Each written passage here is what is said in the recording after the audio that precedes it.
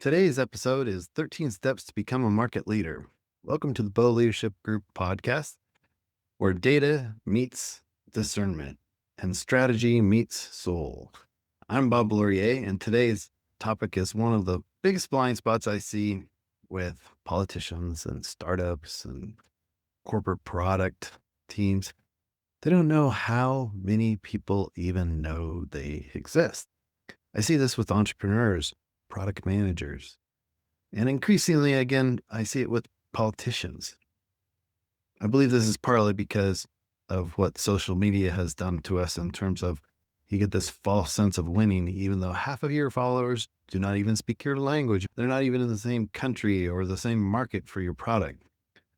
Those with negative feedback, they aren't even tuning into your channel anymore. Sometimes someone gives you likes. That does not necessarily mean they're going to buy, which rhymes with yikes. What percent of the people in your market are even aware of you? Do they think of you top of mind? Top of mind is actually a marketing science term, and we're going to teach you some marketing science today. 13 steps to market leadership. Being a market leader starts by being an awareness leader. Leading markets isn't just about features or pricing. It's about values, visibility, and creating a culture of ethical leadership that can weather those storms and misperceptions.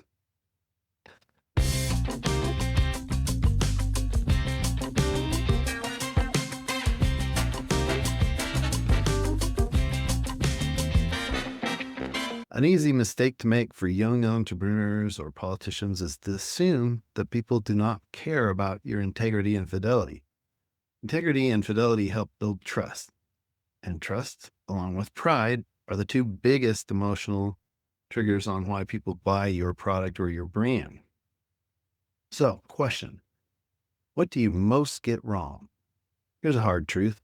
I've seen entrepreneurs and executives spend millions building features that the market has never heard of before. Or worse, they build something very powerful and good, but market it to too few people or the wrong audience entirely.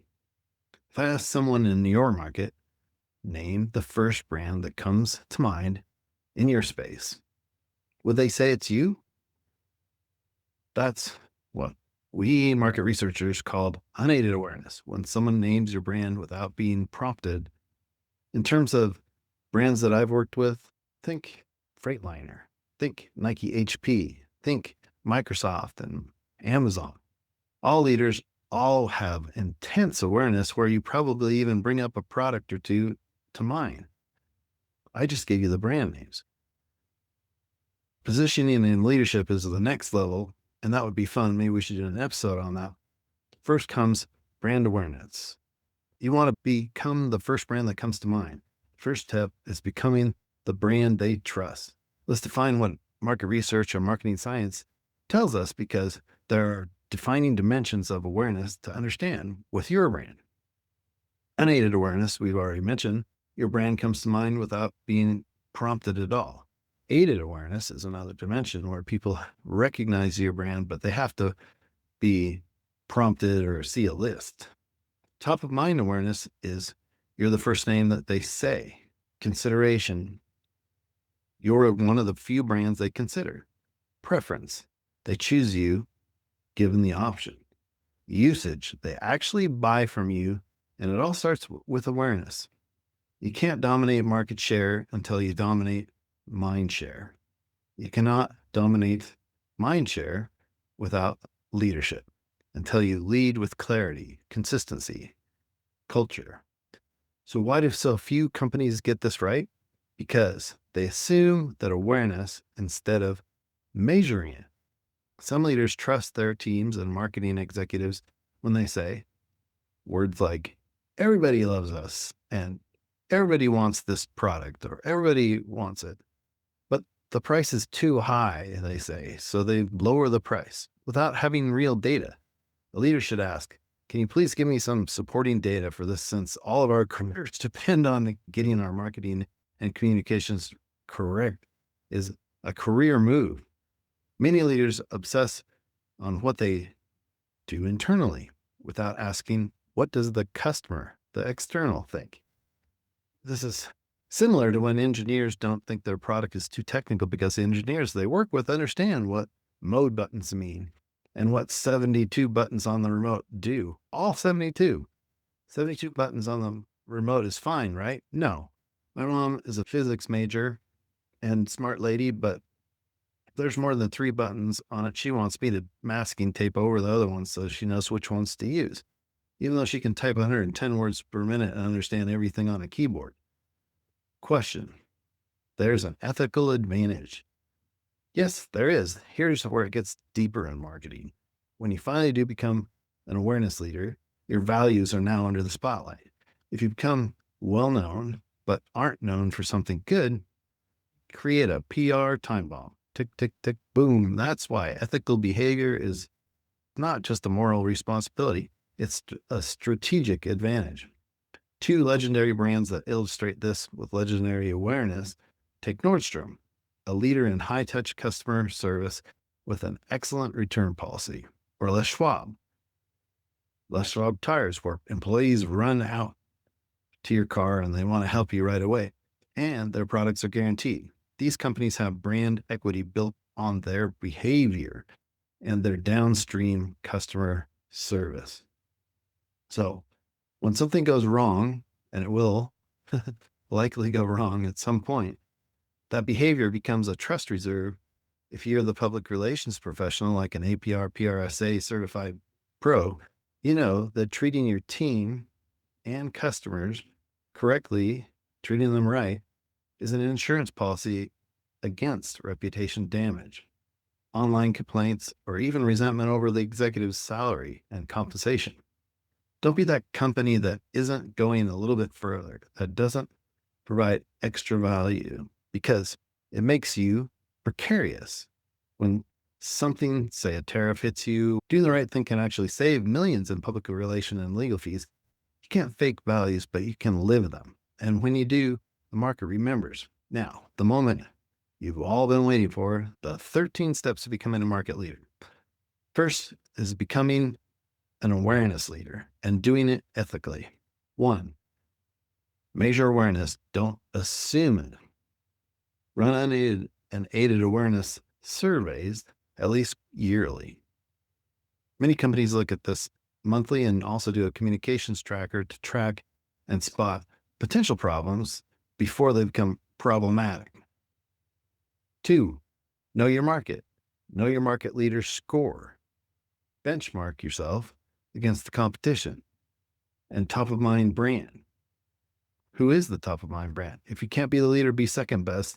In fact, this is really great sales language. Yes, Mr. and Mrs. Prospect, I understand you are with the leader now, but please keep us in mind in case the leader's unavailable or has high tariffs or something. 3, define the category you want to own. Are you the fastest, most ethical, most innovative? What dimensions can you own in the category, in the marketplace? And unify your teams on this. 4, craft category entry points. Understand when, where, and why people look for brands just like yours. Why are people looking for brands like yours? Put yourself in the correct channels. 5, lead internally first. Your team's belief becomes your brand's signal. Do not assume because you have said it a million times that your team gets it. 6, simplify your message. Say one thing clearly, consistently, and constantly. I call this the 3 C's of branding. Clarify, consistency, and constancy. Note that if your messaging is not simple, it will not cut through the market noise, even with consistency and constancy. And that makes market waste in terms of the dollars you spend marketing. 7, build reputation through values. Hire with integrity and treat customers like partners. Value everybody. 8, create customer advocacy. Make your customers feel seen, respected, and proud to refer you. Referrals matter. Repeat business matters. That word of mouth really matters. 9, be visible where it matters. Fish where the fish are, and in their inbox and their platforms, and at their events. 10, establish yourself through thought leader expertise. Speak, write, share data, build authority, build value. Even when people Know you cost more than a competitor. They'll buy from you because you explain things or help them more. 11, use your share of voice as a key metric. Are you being mentioned, shared, and quoted in your field?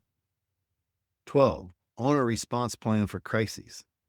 Ethics plus trust equals better bounce back from inevitable problems or issues that might come up. 13, monitor and adapt quarterly. Awareness and market conditions shift. Adjust faster than your competition. This does not mean changing your brand, tagline, or brand colors. Too many new marketing folks, say the new VP who just came in, they want to make their mark and change the mark, and they can erode branding and trust. Resist changes to your brand, logos, and colors through it all because somebody just wants to change it and make it fresh or new. Just making things fresh or new doesn't translate to new sales. In fact, it can dilute your brand.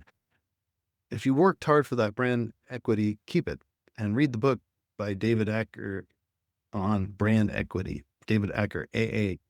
You want to break through that noise and win by being a brand that leads and wins. But market leadership is not just about being seen, it's about being respected. The science shows us how to measure awareness. The culture shows us how to earn it. And our values show us how to keep it when the pressure's on. And don't forget to get some testimonials from your customers. That's another way that you can build across all 13 of these areas. You don't need to be the loudest. You need to be the most trusted. You don't need to win every sale. You need to win the customer's belief that you're their brand. Just like those who drink Coke, even though Pepsi wins taste tests, you don't need to lead the market in ads. You need to lead it in awareness and ethics. If you want to assess your current brand awareness or set up a communications tracker or learn how you could be leading your market research and how you could build your brand and awareness, head over to beauleadershipgroup.com. That's BEAU leadershipgroup.com. Let's close this with some biblical wisdom that Solomon in Proverbs gave us. I love those who love me and those who seek me. With me are riches and honor, enduring wealth and prosperity. Leadership begins with awareness, and awareness begins with wisdom. So may you boldly measure your markets wisely and always walk in the path of fidelity and integrity. Empower your leadership, elevate your brand image with God in mind. Make it a great week. Thank you for tuning in.